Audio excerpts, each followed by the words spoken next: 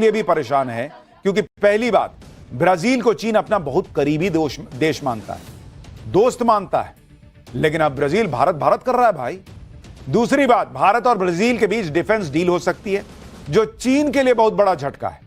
तीसरी बात, ब्रिक्स में भारत के बाद ब्राजील दूसरा ऐसा देश है जिसने चीन के BRI प्रोजेक्ट से अब दूरी बना ली है। यानी नरेंद्र मोदी ने ऐसा खेला खेला कि चीन का दोस्त जो है वो आके बोल रहा है गजब ही कर दिए हो भाई। चीन को यह बात भी खटक रही होगी कि ब्राजील में ब्रिक्स के सम्मेलन में वो पाकिस्तान को बचा नहीं पाए। इतना ही नहीं, अब तो ब्राजील में भी ऑपरेशन सिंदूर की गूंज सुनाई दे रही।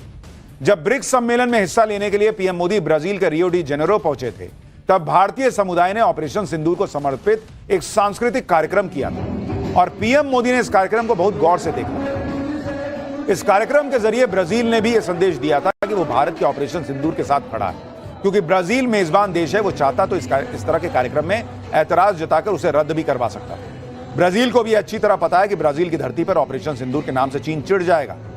ब्रिक्स में आए चीन के नेताओं को यह पसंद नहीं आएगा, लेकिन ब्राजील ने भी इशारों इशारों में चीन को मैसेज दे दिया। ब्राजील में ब्रिक्स सम्मेलन में भारत और ब्राजील के अलावा चीन, रूस और साउथ अफ्रीका है, लेकिन इस सम्मेलन में न पुतिन शामिल हुए न चीन के राष्ट्रपति शी जिनपिंग। पुतिन की मजबूरी तो समझी जा सकती है कि वो युद्ध में फंसे हैं, लेकिन शी जिनपिंग का न आना बहुत बड़ा रहस्य बना हुआ है, क्योंकि पिछले 12 साल में एक बार भी ऐसा नहीं हुआ जब शी जिनपिंग ब्रिक्स सम्मेलन से दूर रहे।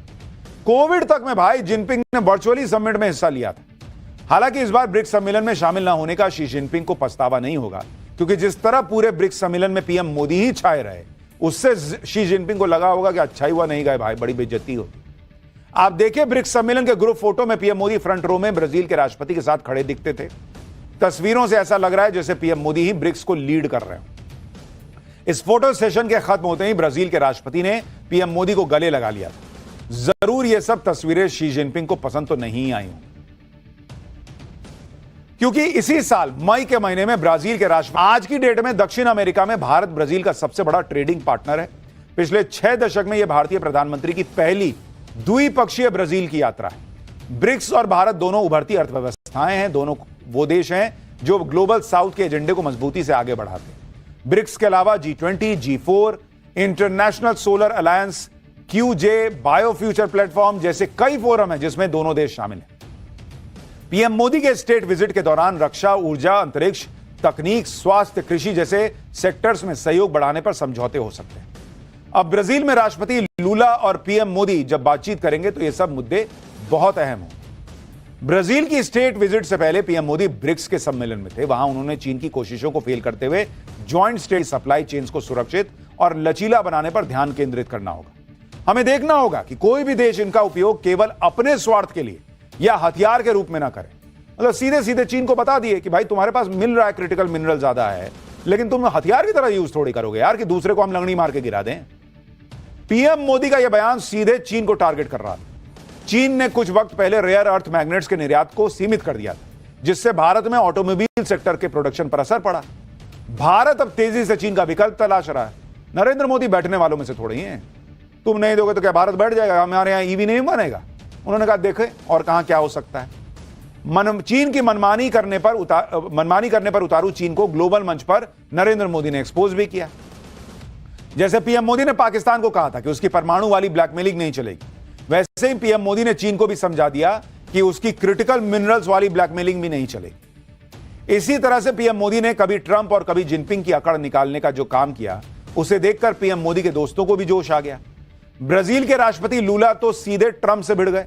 ट्रंप ने ब्रिक्स देशों पर अतिरिक्त टैरिफ लगाने की धमकी दी थी। इनको कुछ नहीं समझ में आता तो कहते हैं मैं टैरिफ लगा दूंगा, बाद में सबसे वही सेटिंग करते हैं जो उनको पहले करनी थी। ब्राजील के राष्ट्रपति ने ट्रंप को इसकी जो धमकी थी उसका तगड़ा जवाब दिया। लूला साहब ने कहा कि आज दुनिया बदल गई है भाई, हमें किसी सम्राट की आवश्यकता नहीं है, वो खुद को सारी दुनिया का बादशाह समझना बंद कर दें ट्रंप। साथ ही उन्होंने वैश्विक व्यापार में अमेरिकी डॉलर का विकल्प खोजने पर जोर दिया। राष्ट्रपति लूला ने कहा कि दुनिया को ऐसे तरीके खोजने की जरूरत है जिससे हमारे व्यापारिक संबंध डॉलर से होकर ना गुजरे। राष्ट्रपति लूला ने कहा कि ब्रिक्स समूह की कोशिश आर्थिक दृष्टिकोण से दुनिया को व्यवस्थित करने का एक और तरीका खोजने की है। यही कारण है कि ब्रिक्स लोगों को असहज कर रहा है। यानी ब्राजील के राष्ट्रपति ने भी ट्रंप की हेकड़ी निकाल दी। भाई सीधे तो कह दिया कि राजा मत बनो भाई, ये कोई तुम्हारा साम्राज्य थोड़ी है कि तुम सबको बताओगे ऐसा करो वैसा करो। चुप बैठो। ट्रंप को सबसे ज्यादा चिढ़ इस बात से है कि कोई डॉलर के वर्चस्व को चुनौती ना दे, लेकिन ब्राजील के राष्ट्रपति ने वही बात कही। ये सीधे सीधे ट्रंप को चैलेंज है। इससे पहले ब्रिक्स देशों के साझा बयान में भी ईरान पर अमेरिका के हमले और अमेरिका की एकतरफा टैरिफ नीति की आलोचना की गई थी। यानी लगातार नरेंद्र मोदी जो इस दौरे पर गए हैं, जो उनके 11 साल का सबसे लंबा विदेशी दौरा है, उसमें चीन से लेकर पाकिस्तान तक और दुनिया के फूफा बने घूम रहे ट्रंप को सबको निपटाया जा रहा है। फिलहाल पाठशाला में अगली क्लास का चैप्टर, धर्मांतरण कराते छांगुर बाबा के किले पर योगी का बुलडोजर चल गया है, लेकिन उससे पहले ऐसा क्या मिला जो हैरान कर देगा। बिहार में चुनाव के पहले कहीं मर्डर हो रहा है, कहीं गोलीकांड, क्या ही हो रखा है, कौन ये सब करा रहा है। यूपी में इस वक्त छांगुर बाबा की बहुत चर्चा हो रही। छांगुर बाबा का असली नाम है जलालुद्दीन, जो हिंदू लड़कियों का धर्मांतरण करवाने का आरोपी है। लेकिन अब जलालुद्दीन छांगुर चढ़ गया सीएम योगी के हाथ पे, और योगी का बुलडोजर ऐसा चला कि छांगुर बाबा का पूरा साम्राज्य मिट्टी में मिल गया। यो देखिए, छांगुर बाबा का घर जो है वो भांगुर हो गया। अब यह भी देखिए कि एक अखिलेश यादव हैं जो उन बागेश्वर बाबा के पीछे पड़े हैं, जो हिंदू समाज को एक कर रहे हैं, हिंदू समाज को जातियों में न बंटने की बात कर रहे हैं। दूसरी तरफ योगी हैं जो उन छांगुर बाबा जैसों को निपटा रहे, जो हिंदू समाज के जातियों में बटे होने का फायदा उठाकर हिंदू बेटियों को शिकार बना रहे थे। यह आरोप है। जातियों के आधार पर धर्मांतरण का रेट कार्ड फिक्स करके रखा था इस भाई ने। इसमें हिंदू लड़कियों को जाति के हिसाब से अलग अलग पैसे देकर धर्म बदलवाने का खेल चल रहा था। लेकिन छांगुर बाबा का खेल योगी ने एक झटके में खत्म कर दिया। आज इसके बारे में डिटेल में आपको बताऊंगा, क्योंकि नवभारत ने इस पर पूरी ग्राउंड रिपोर्ट तैयार की है कि यह छांगुर बाबा कैसा किला बनाकर बैठा था। इस किले में जब योगी का बुलडोजर पहुंचा तो क्या हैरान करने वाली चीजें मिली। यूपी के साथ साथ आपको बिहार का हाल भी बताऊंगा, जहां कहीं मर्डर हो जा रहा है, कहीं गोली चल रही, कहीं एनकाउंटर हो रहा है। चुनाव के पहले बिहार में क्या ही हो रखा है। लेकिन पहले यूपी बिहार में इस बवाल की एक झलक देखिए।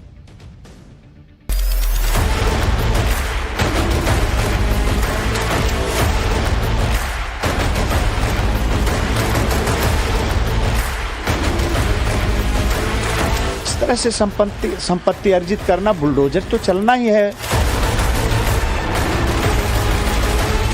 कोई अपराधी भी हो तब भी उसका घर नहीं गिराया जा सकता बिना लीगल प्रोसीडिंग के।